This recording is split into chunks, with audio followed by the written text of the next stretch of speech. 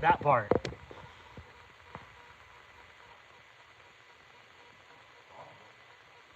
Hey, anything's possible, buddy.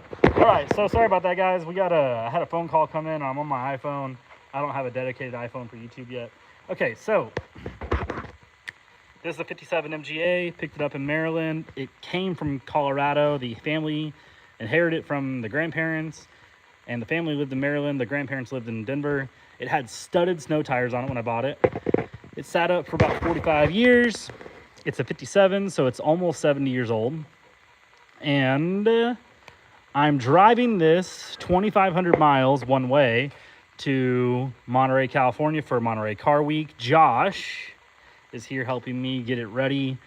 I've got a couple of trick things going on here. So we've got this alternator on here. Actually getting this car running wasn't that hard. The coil was still good. The carburetors, I just cleaned them. And the fuel pump actually worked. It didn't need any service or anything like that. Just as soon as I put power to it, it started kicking. So it's pretty cool. I've got this Apple CarPlay touchscreen thing. I have a hard top that I'm working on outside. It has some pretty cool modifications from the period. It has these taillights off a 58 Corvette, and it has a Frenched-in taillight tag. So someone at some point had grafted this whole thing into a hot rod. Unfortunately, it doesn't have hot rod power. It has a 4-speed with a 1500 that makes like 60 horsepower minus... that's at the crank, minus, transmission loss, and then 70 years of life equals like 35-ish horsepower. I have added this oil cooler, super trick. And then got this MGB fixture so I can have a spin-on filter. Josh is still wrenching on this alternator conversion. The reason I'm doing this alternator conversion is because we're making a swamp cooler that will go in here. So this starts out as two 6-volt batteries. One would go here, one goes there. We undid the joint of those two and made one 12-volt battery. Super common modification for British cars. And while I did that, I converted it to negative ground, which is a free modification. You just have to change some wiring around, and then normally you would excite the generator in the opposite direction. Anyways, because I only went to one battery, I had a spot back here, and we made a swamp cooler that is going to go right here, and there's going to be some tin. I'm going to cut this piece kind of like right here. I got a new carpet kit in here. It looks pretty good. I changed the rear end out from a 430 that it had to a 390, so I'll get some more RPM on the highway. And a little top speed, At 4,200 RPM, I was going like 65, which is not the business for going cross country. Now at 4,200 RPM with the 390 rear end, I'll go like almost 80, like 77. At 3,800? Something like that. To help the situation even more, I stepped up from this tire situation to these bad boys. Look at them. Woo! Allows me to run a wider tire at the same ratio. Gives me about a half-inch more tire height, maybe 3/4 inch tire height. I did some math earlier. Anyways, what else have I done? Put a new wiring harness in it. The voltage regulator, I think you get rid of that when you go to the alternator, maybe? I don't remember. Internally regulated. Yeah, I don't know. But something like that. So this bad boy is going to be cooking down the highway. It runs really good for a 1500. But I really like the rear end modification on this car. Pretty sick. Flat Out is my other business. I sell houses, so I don't know if you guys knew that or not. But if you're in the North Georgia area and you guys are interested in some property, I do that. Oh, yeah. So maintenance-wise, I changed the front timing cover seal. You're already together? Yeah, dude. It's really not that hard, is it? No. The hardest part was getting rid of the bolts they supplied and getting new ones. For sure. So I modified the radiator because I had to put these holes in the core support to run the oil cooler. And the radiator is a little wider than that. So I had to notch it. As you can see right here. Like that notch and a little bit there. So this should work pretty good, I think. It's just me driving. Josh is going on vacation in Florida. Or Well, it would be super fun to do that. Alabama or something. I think it's And I replaced the master cylinder that was gifted to me by a guy named Casey Wright. Pretty cool guy. And put an inline filter in it. I really didn't do much with this car to get it running and driving. But I was running and driving it, and then I got stuck in that rainstorm at your house. Yeah. Yep. That did happen. Is this bolted down, the bracket? Is it all tight? No, it's not tight. Oh. I want to make sure I can get it in and in line. This belt is pretty tight. Man, MGs are cool. MGs have the worst head design, but somehow they're more reliable than the other British sports cars, so you figure that out. You see what I'm working with? It's Oh, yeah. Let me show you what Josh drove up in. The most unreliable British sports car of them all. Pete my Bronco 2, Eddie Bauer edition. Baby, that thing is sexy. Okay. This is like a 71-ish. 74, he tells me. You can tell that by this buck-tooth beaver look. Those bumpers from British sports cars in the early 70s are so bad. God dang, they're bad. Anyways, the Jensen Healy. Jensen Healy's pretty cool. Except that it was just like a hodgepodge of crap. Has like Italian taillights, and it has a Lotus aluminum engine that has really bad cooling features. But it does make a lot of power. I mean, it makes like 180 or 190 horsepower. For a 74, it's pretty spicy for a 4-cylinder. Anywho, this right here is this is a Austin Healey 3000. This is a 67. One of the last BJ8s. BJ8 is a 4-cylinder or a 4-seater roll down window sort of situation. This hardtop makes it kind of look like an AC Cobra. It's really weird. And they come with big carburetors and big honking 6-cylinder. Pretty nifty. But back to the business right here, sexiness. So if you guys ever got a chance to look at an MGA, they've got really nice rear fender situation. And real big fenders in the front. Normally, a lot of MGAs have disc brakes, but really early ones only have drums. They have drums in the front and the back.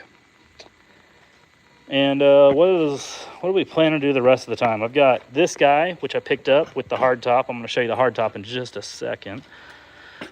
And then got some other bellows and suspension knickknacks. And cooling fans and ducts and stuff like that.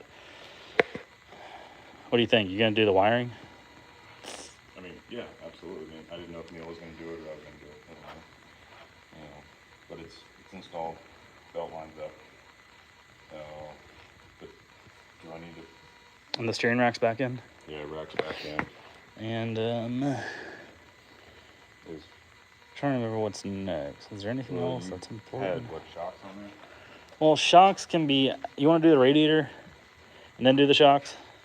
Is it going to give us enough access? Yeah, I think that I think that it's behind it. The only thing is I need to do the fan. I have a trick fan and a shroud, and you're way better at mechanicking than me. I love how you do it. What do you do? What's that? Where I gaslight you into doing something for me? Yeah, that's why I'm in sales, bro. What are you talking about? What are you talking about? It's literally my job. Wow, amazing. That is pretty cool.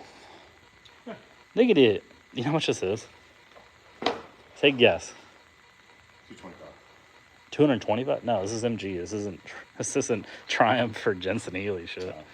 Well, is it NOS or is it new manufactured? No, it's yeah. $35. $70. Isn't that ridiculous for a piece of plastic? Yeah, it should be $35. This is $70. Dude, I wish you guys could feel just how flimsy and plasticky this feels. Junk, but hopefully good junk. Rebuild the rack too? No, I wasn't. Oh wait, I was just planning to put new boots on it. Okay. Because I didn't want to get any grease over my new shocks. My new shocks are in a box. Are they in? I had a box. Oh, right here. Oh, I've got more shit over here. What's in this box? What's in the box? Oh, Christ. They're in here. And then there might be something else in here. Oh, this is the second wheel I got. Oh, okay. Yeah, I got the other wheel. Dude, hey, look at this. Bet you never seen one of these. Plastic grill for a vintage MG. If that ain't China, what is? It's actually pretty good. You think so? I was like, I don't know. How old is it? None of the clips are broken off. True, I don't know. Standard I don't know. China? Yeah, that is standard China. Do you think it's China? Or do you think this is so old before China started making plastic? I don't know. How long has China been making plastic? Did someone else make it first? Did America make plastic for a while? Of course, America first, everything. That's what I thought. Probably the first ones to fix these cars. Hey, Jack. So anyways, what's up, Dima? No, Dima? there's no nothing on that. Here, That's a what do you piece want me to do with this? junk. Put it over there. I'm gonna put the recessed one if it'll fit. Does the radiators fit into an assembly, or is it just? No, it bolts onto the core support.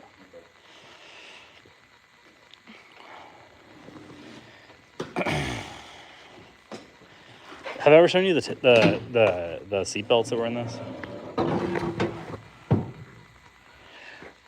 They're like out of a. Yeah, they're out of like an airplane. Are they? Is it Ford made airplane stuff? Is that what that is? It looks like a. You think Ford made airplane stuff? No. I think they did in World War II.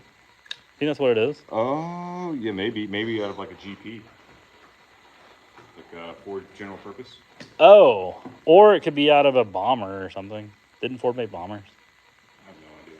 You're the Yeah. Ford guy. You're the Jeep guy. I am. That's why I knew it was the GP. Oh. 'Cause it's one. Did you ever know about this? Got this license plate, Yeah, you almost left it out there, and I 1996. was nice enough to put it away for you. Is it fake news because it's actually a 95 tag? What do they call that effect whenever you don't remember stuff? Mandela. Yeah, this is a Mandela right here. How you gonna have a 1996 Olympics with a 95 tag? Make it make sense, guys. Funny enough, the taillights and one other thing on this car, I can't remember what it was. The taillights and bumpers, these are 58 Corvette, and then I think that the bumpers are off of a 66 Corvette, or that era, like a C2. I think that's more than what I paid for the whole car. I paid $1,800 for the whole car. And then I proceeded to put in 5 times that. No, I'm just kidding. Not that much. Oh, boy. Did you have the hardware for the fan, or didn't have no fan? I don't have the hardware for that. But we can source some. Yeah, get some. Yeah. Does this have a metal support ring, or is it just straight through? I don't know. Where's the fan? Here's the fan. It had a, yeah. This is the original. Oh crap! Okay. Wow, massive improvement. It's a good prop. Good way to get your hand cut off.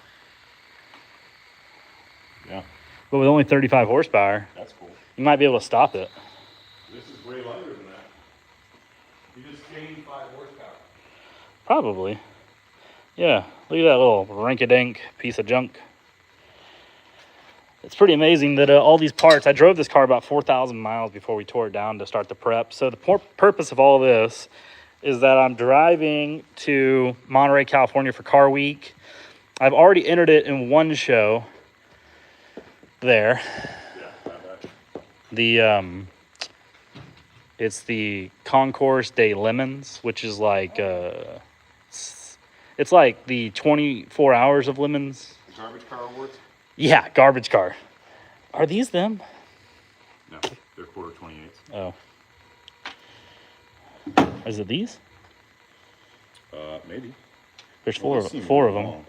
There's 4 of them. Oh, okay. See if that one threads.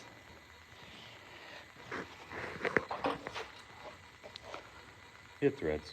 Okay. So give me those 4. Okay. with the split washers. You gonna clean them up, Big Daddy?